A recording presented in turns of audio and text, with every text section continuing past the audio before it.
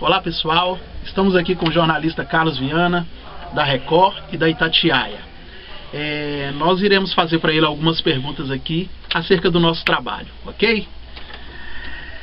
Carlos Viana, há quanto tempo você trabalha como jornalista?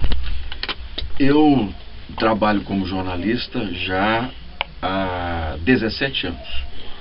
Eu me formei pelo UniBH, na época FAF, em julho de 2005. Eu fui da segunda turma de 2005, então já há 17, não. Então, corrigindo, eu sou jornalista há 17 anos, trabalho há 16 como repórter. Legal. E o porquê você escolheu essa profissão? Há certas coisas na vida que a gente não tem como explicar muito, assim. Elas acontecem por vários motivos. Escolhas, possibilidades e tudo. Você sabe que normalmente quem faz os cursos da área de comunicação, da área de humanas à noite, são pessoas mais simples, que precisam trabalhar durante o dia e estudar à noite. Isso é uma nossa realidade. E não foi diferente comigo. Eu não podia me dedicar a um curso integral durante o dia, que me permitisse uma outra profissão. Então eu tive que escolher na área que me permitisse a questão profissional e também o crescimento acadêmico. E na época eu trabalhava como funcionário de uma companhia aérea alemã.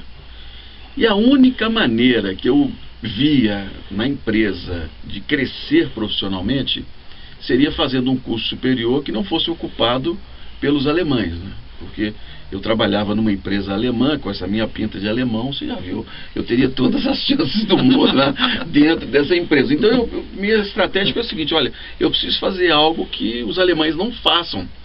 E eu analisei bem e descobri que a empresa não tinha na época um departamento de comunicação social para a América Latina, tudo vinha da Alemanha.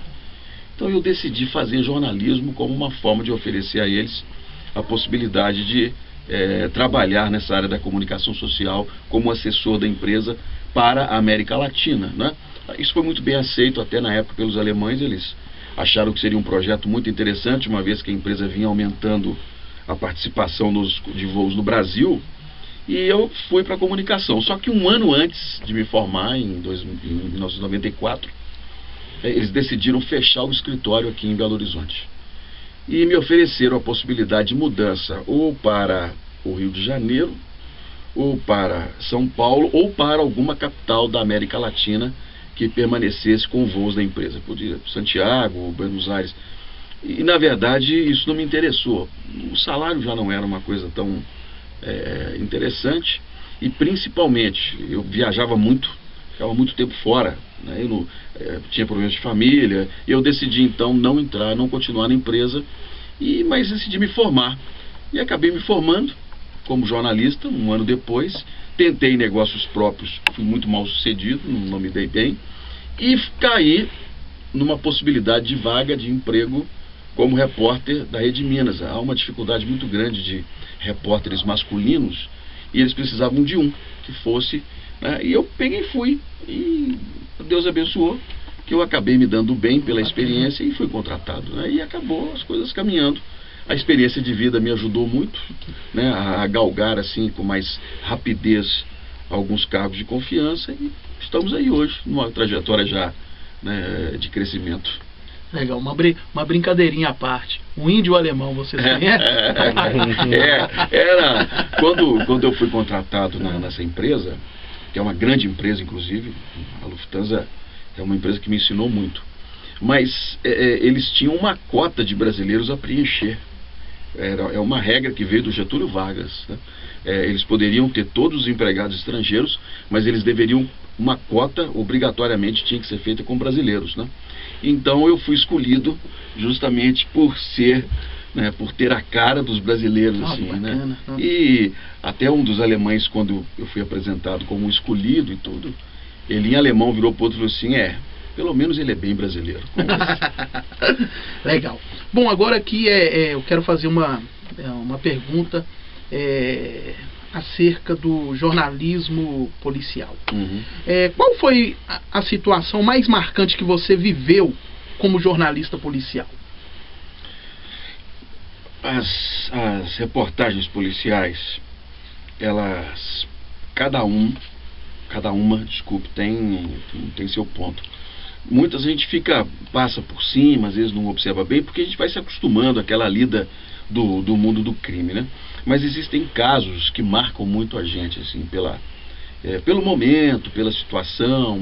Você muitas vezes acaba se envolvendo nessa investigação. E a investigação, ela é algo que te prende, sabe? Quando você começa, você não quer parar, você quer continuar na investigação e tudo. Então, dessas ocorrências policiais, uma das que mais me marcou foi a morte de uma menina de 17 anos de idade aqui na região noroeste da capital, assassinada dentro de casa. Ela estava estudando, os livros do pré-vestibular estavam sobre a mesa, quer dizer, a menina estava estudando, a cadeira estava para trás e o corpo no banheiro. Eu participei dessa investigação desde o primeiro momento e, com a análise do local de homicídio, eu ajudei a polícia a prender o assassino. Foi uma história muito interessante, que assim, eu e a delegada, nós estávamos conversando e começamos a analisar qual era o perfil de um assassino possível para aquela situação. E eu lembro que eu fui falando com ela, já assim, a experiência já contava muito, eu fui falando para ela: olha, isso aí é um homem, tem aproximadamente 1,80 m, 90 m de altura, é um homem forte, porque essa menina tem peso, ela tem 50 e poucos quilos, e pela forma como ela foi abordada, é alguém conhecido dela com um comportamento muito alterado, né? Ao que tudo indica, ele pode até não ter entrado lá para matá-la. Num momento qualquer, ele resolveu matar essa menina, então tem um comportamento muito oscilante, né? E não deu outra. Fomos levar esse padrão à família e nos foi apontado um suspeito, funcionário da empresa, e imediatamente ele acabou confessando. Isso marcou muito essa... Nossa, legal. E quais são as principais dificuldades que um jornalista policial enfrenta? Em primeiro lugar, obter as informações não é fácil. Você precisa... O primeiro passo de um jornalista policial é saber lidar com a polícia e saber lidar com as fontes, inclusive as fontes do mundo do crime, tá?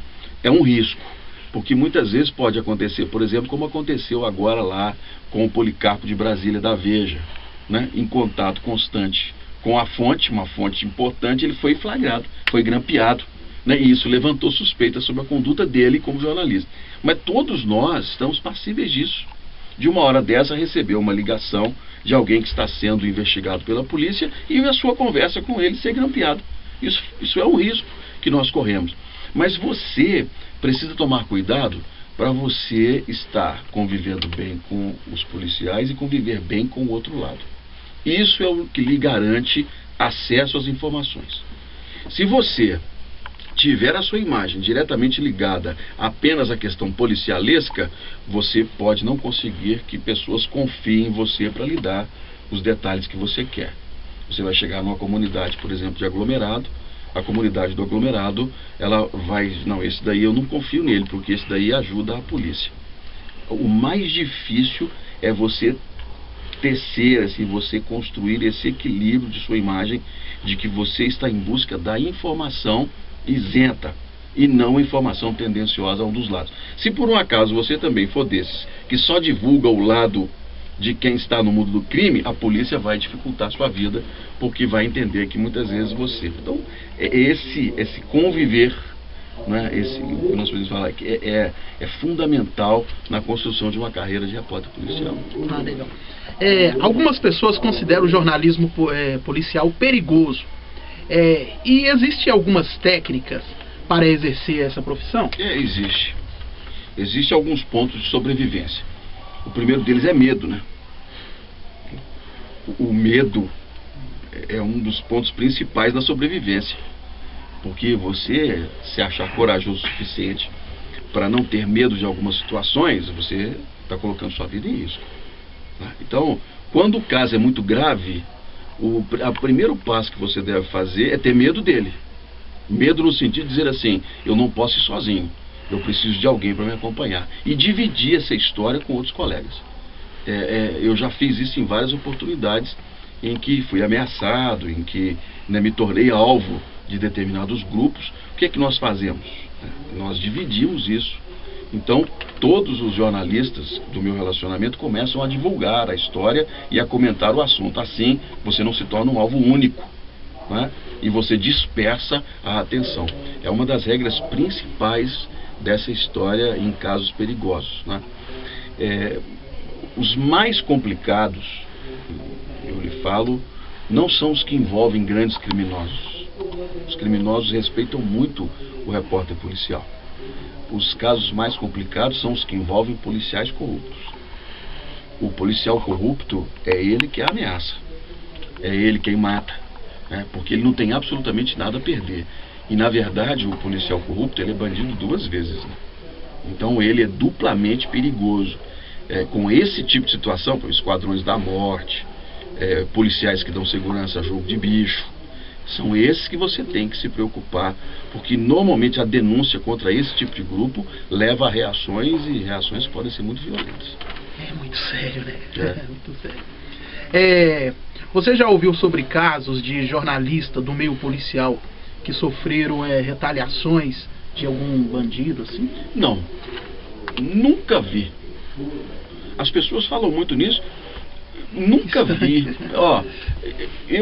Vez ou outra a gente ouve falar em alguma ameaça, alguma coisa, mas absolutamente nada que seja padrão da nossa vida. Eu volto a falar, o criminoso, se você não ofendê-lo, se você respeitar a família dele, ele te respeita, porque ele sabe que ele é bandido. Você vai conversar com ele, ele vira para você e fala assim: tô devendo mesmo, vou pagar o que eu devo, pronto. Ele sabe que ele está errado. Então o que você está fazendo, quando você fala dele, é um dos criminosos mais perigosos, a polícia levou muito tempo para prender esse homem, eles se sentem valorizados da opção do mundo do crime. Então eles respeitam o jornalista por isso. Agora, não desrespeite-o como pessoa, né? Não desrespeite enquanto nos direitos dele, e principalmente não desrespeite a família dele. Essa é uma regra que você tem que seguir, e a gente tem que estar sempre atento. Interessante isso. Essa próxima pergunta aqui, você já respondeu, mas como está aqui, né, eu vou fazer ela. Vou fazer. Você acha que o jornalismo policial ajuda a desvendar alguns crimes? Muito. Muito. A exposição de suspeitos, ainda que muito criticada por ser uma pré-condenação, e de fato em alguns casos é uma pré-condenação, mas a exposição de suspeitos leva ao conhecimento de outros casos. Veja o maníaco lá de Contagem, veja o estuprador aqui mais recente de Belo Horizonte, que a menina reconheceu nas ruas lá do Anchieta, né? Quantas vítimas não apareceram depois que a face dele foi exposta como suspeito principal, preso por estupro? Então o jornalismo policial ajuda sim a solucionar muitos casos, mas existe aquilo que eu já lhe falei, que é o drama da nossa, né, o dilema da nossa profissão, que é a exposição de pessoas inocentes, por exemplo. Isso pode acontecer e prejudica a pessoa de uma forma muito profunda, né? É isso mesmo. De uma maneira em geral, como é a relação jornalista e policial, e a polícia? Você depende da polícia, porque a fonte é a polícia, né? O princípio de tudo é a sala de imprensa da Polícia Militar, o princípio de tudo é a investigação policial, o princípio de tudo são as informações que a polícia colhe e coloca no inquérito. Você constrói a sua matéria com base no inquérito, porque o inquérito é a fala oficial. É o inquérito que vai dar base ao Ministério Público, é o inquérito que vai levar um juiz a tomar uma decisão de condenação ou de absolvição. Então o seu trabalho tem que estar ligado ao inquérito policial. Você tem que tomar cuidado, porque muitas vezes o que alguns policiais querem é a exposição apenas daquela pessoa. Isso pode acontecer, né? E você ser usado como uma forma, muitas vezes, de construir uma determinada imagem que a polícia quer. Hoje está muito criterioso isso. Hoje mudou muito. No passado a gente tinha uma exposição muito gratuita. Hoje não. Hoje as polícias, até pressionadas por advogados e pela própria promotoria, são muito criteriosas em apresentar uma pessoa, né? Isso, às vezes a gente tem até dificuldade em ter acesso a ela. Ok. Qual é o maior erro e o maior acerto de um jornalista policial? Tomar partido. Esse é o maior erro do jornalista policial. Seja tomar partido da polícia, seja tomar partido daqueles que são suspeitos. Você precisa tomar cuidado, porque tanto o lado de lá quer usar a sua divulgação, a sua visibilidade midiática, como todos gostam de dizer, a visibilidade midiática, para expor um ponto de vista. Tá? E, na verdade, tanto a polícia também quer para a operação dela, para mostrar à sociedade que está trabalhando. Então você não pode tomar partido. O mais importante é você mostrar o trabalho dentro de uma sequência, mas sempre observando os dois lados. E isso é difícil, viu? Isso não é fácil, não. Você tem situações em que, por exemplo, você chega numa determinada comunidade, eles estão revoltados. Tem lá uma revolta, a polícia está batendo, a polícia está fazendo isso, a polícia está fazendo aquilo. Aí você sabe que a polícia faz isso em alguns casos, que há erro mesmo. Mas aí quando você chega lá para fazer a reportagem, né, você observa, a maioria dos manifestantes estão ligados ao tráfico de drogas. São parentes dos que foram presos pela polícia. E o trabalho da polícia prejudica o faturamento daqueles que vivem do mundo do crime. Então o que eles fazem? Juntam os parentes e vão para a rua. Ah, a polícia está batendo, a polícia está fazendo isso, está fazendo aquilo. Aí você vai ver, eles usam isso na imprensa como uma forma de impedir e até de reduzir as operações policiais. Né? O jornalista tem que procurar entender esses dois lados. Agora, dizer que a polícia não comete erros? Nunca. Você tem erros, sim, graves. Né? E você tem que denunciar isso. Uma penúltima pergunta minha aqui. Com atuações nos Estados Unidos, no mundo jornalístico também, qual é a diferença da polícia policial norte-americana para a polícia brasileira? Nenhuma. É a mesma coisa. A única diferença é que lá você tem polícia municipal, polícia estadual e polícia federal. E ainda tem o xerife. É a única diferença. Porque, por exemplo, você quer entrevistar um preso, você tem que ir no xerife. Porque o xerife é que cuida da cadeia. Ah, mas você quer ir num local de homicídio e quer fazer a investigação. Você tem que ir na polícia municipal, onde tem homicídios daquele condado, né? Naquele caso, daquele município, né? Lá é condado. Então não muda nada. A relação fonte e polícia nos Estados Unidos é exatamente a mesma da nossa aqui. Então o jornalismo policial lá, ele é semelhante ao daqui? Idêntico. Okay. Né? Em todos os aspectos, ele é idêntico ao nosso aqui no Brasil. Então agora nós vamos terminar com uma última pergunta. E a pergunta é: quais as dicas você daria a um estudante que pretende se especializar em jornalismo policial? O que ele precisa fazer para se tornar um grande jornalista? Para você aí, ó. A primeira coisa, ler muito. Leiam. Leiam romances policiais. Leiam Edgar Allan Poe. Leiam mesmo, né? Romances policiais para a pessoa entender como funciona uma investigação policial. Esses livros policiais, ainda que romanceados, nos dão uma ideia muito clara dos passos de uma investigação. E eles, na verdade, espelham o que a polícia aprende nas academias. Então leia, tenha curiosidade de ler, de conhecer romance policial. Em segundo ponto, leiam reportagens policiais. Se a pessoa quer trabalhar nessa área, ele não pode chegar para trabalhar nessa área sem saber o que é uma polícia militar e o que é uma polícia civil. Porque muita gente sai da faculdade sem saber qual é a função de uma polícia militar e de uma polícia civil. Qual é a função do Ministério Público. Se você perguntar assim, o que faz um Tribunal de Justiça, a pessoa não sabe responder. E isso é uma obrigatoriedade na vida do jornalista. Entender como funcionam essas estruturas institucionais, né, e esses poderes. Como é que funciona isso?